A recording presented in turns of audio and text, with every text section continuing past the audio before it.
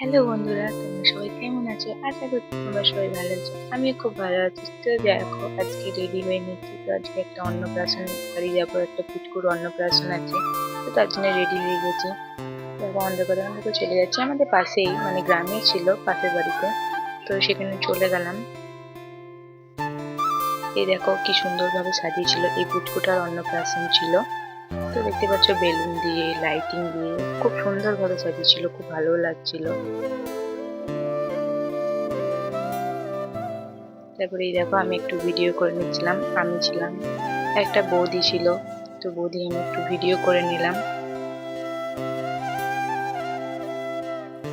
কেউ কফি করেছিল আর ভেজ পাকোড়া টাইপের কিছু করেছিল। তখন হয়তো ভেজ পাকোড়াটা শেষ হয়ে গেছিল, তো তার জন্য আমি একটা কফি নিয়ে নিয়েছিলাম।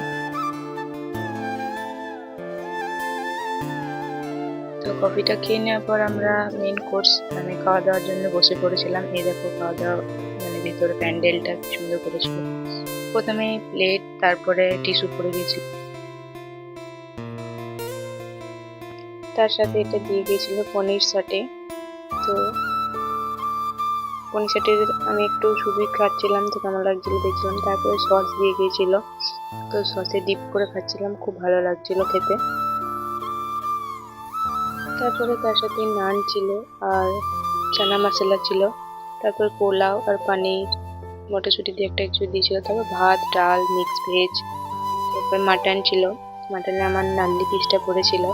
তো মাটনটা খেয়ে নেওয়ার পর চাটনি, পাঁপড়, একটা চমচম, লরেন গুড়ে মিষ্টি, রসগোল্লাও ছিল, পায়েসও ছিল, সেগুলো আমি নিয়ে নিই। তারপর আইসক্রিম দিয়ে দিয়েছিল, আইসক্রিমের পাশ তো সেটা খেয়ে নেওয়ার পর বাড়ি চলে গেলাম।